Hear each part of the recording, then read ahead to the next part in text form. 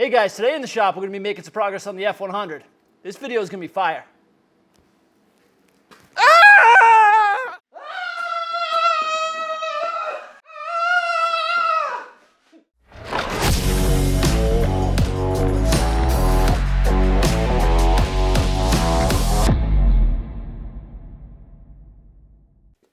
All right guys, the goal tonight is to get this turbo at least kind of mocked up and get the whole exhaust, the hot side set up, and we got some challenges ahead of us, some clearance issues. I really want to have the turbo mounted in this front area, and because of that, we got to make some changes. But first things first, I want to get the radiator in place because that's going to determine where some of this stuff ends up, and kind of a few other things I want to swap out. I'm going to swap the intake manifold to the 6.4 manifold. I just think it's a little bit cleaner, gives a little bit more clearance on some things, and we're going to be swapping the oil filter housing to like the Econoline style, where you'll see it allows you to remote mount the oil filter. I really want to make sure that this turbo is packaged properly in here so we have clearance and it looks good, which is, you know, sometimes it's hard to get the aesthetics and the functionality. So I'm going to get right into it. I'm going to start by swapping that stuff out and then keep plugging away.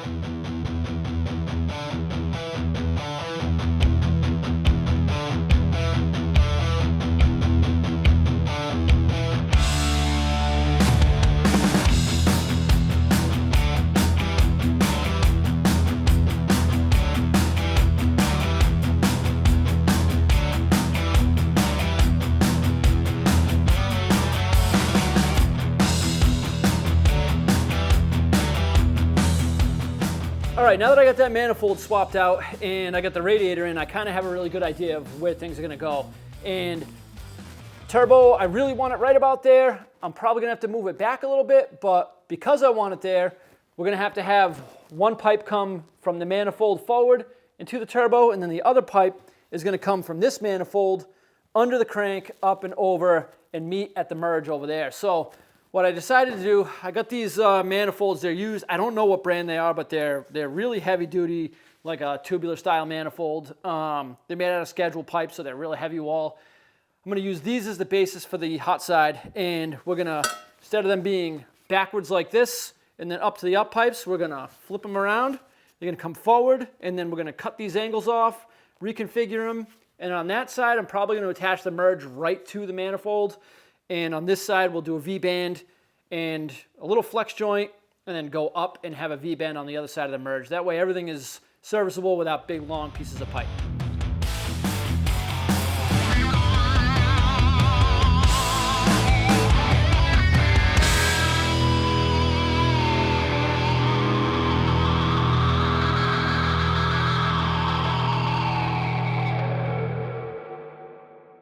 All right, now that we got both those manifolds cut, I got a V-band just tacked onto that side over there. We're going to start placing the turbo. So turbo is going to end up sitting right around here. The biggest issue we're going to run into is you always want the feed and the return to be as vertical as possible. And the outlet, or the inlet I should say, where the up pipes would normally go, faces up this way. I want it to face down that way. So we're going to have to clock the exhaust housing. The issue we run into with that is, this being VGT, there's a dowel and there's a very specific location in which everything needs to line up. So I'm going to show you something that I think is going to be a trick that will work out to take care of that. And we're going to pop this turbo apart and see if we can get it done.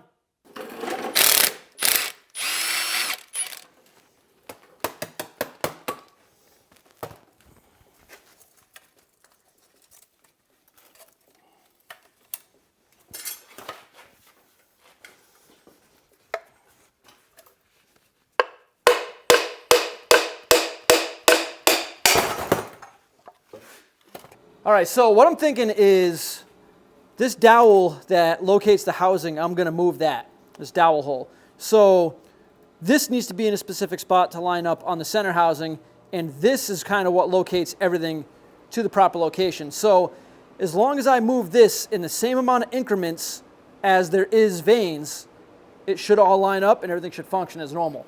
So there's exactly 9 vanes. I'm going to take the unison ring out, take the vanes off, see where this dowel lines up, and then we're going to drill another hole exactly 2 spots over from there, and then see how the housing fits.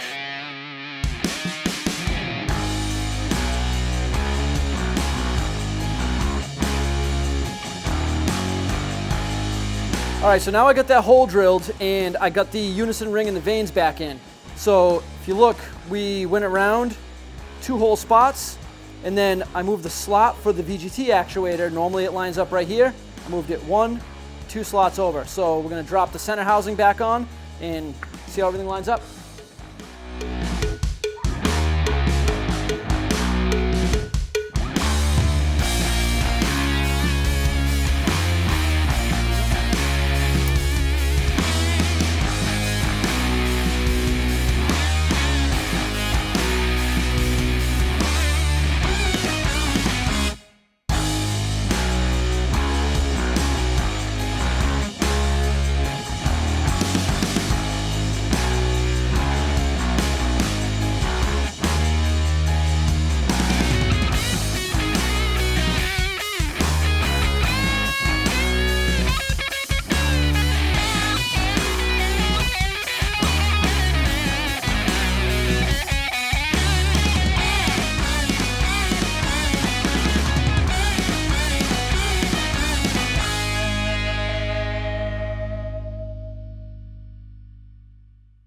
All right, so last night we got the turbo mocked up and got that passenger side manifold done.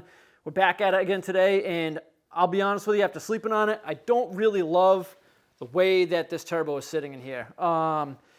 It's kind of a little bit high, and it's kind of a little bit close to the alternator, so I know we said that we're gonna do this dual alternator setup here in the 6.4 manifold, but to be honest with you, I think our best bet is to go back to the 6.0 manifold and go back to the alternator in this spot. There's plenty of hood clearance for the alternator. It wasn't exactly how I wanted to do it, but I think I can still move it around, make it look nice. So I'm going to take this alternator off, swap the manifold back over, and I'm going to move the turbo down probably about 3 or 4 inches, and that should be its final resting spot.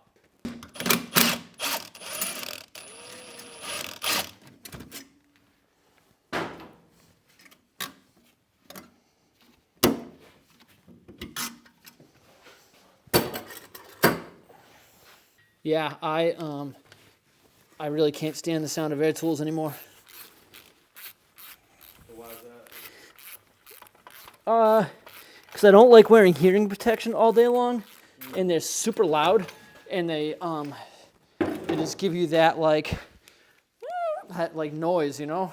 All right, so I got everything swapped over, got that dual alternator setup off, and got the 6.0 manifold back on. And I don't have an alternator that fits this truck right now, so I just loosely bolted on this small dual alternator thing here. The bolt holes don't exactly line up with the manifold, but it'll give us a good idea where everything's gonna land. So I'm gonna put the manifold back on and take some measurements to see exactly what kind of room we have for the turbo. And I've been taking this manifold on and off, and it's a little bit of a pain in the butt. So I got these manifold studs from Bless Performance. They're titanium. You thread the stud into the block, and it's got a nice 12-point nut.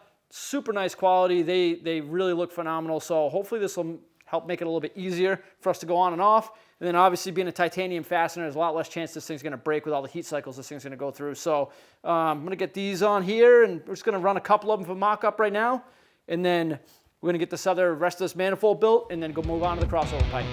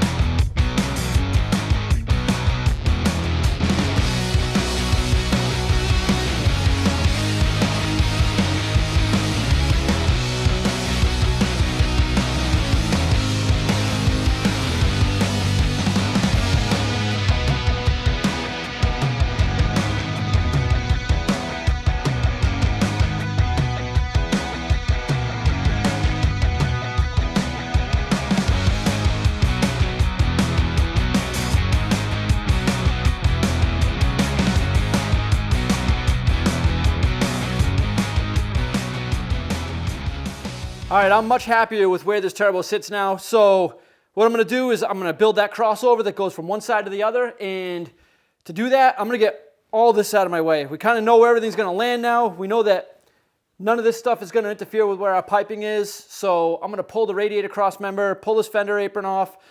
That way I can just get full access to just start fabbing up that crossover. And I'm going to show you kind of what we got going on there, and hopefully it all works out.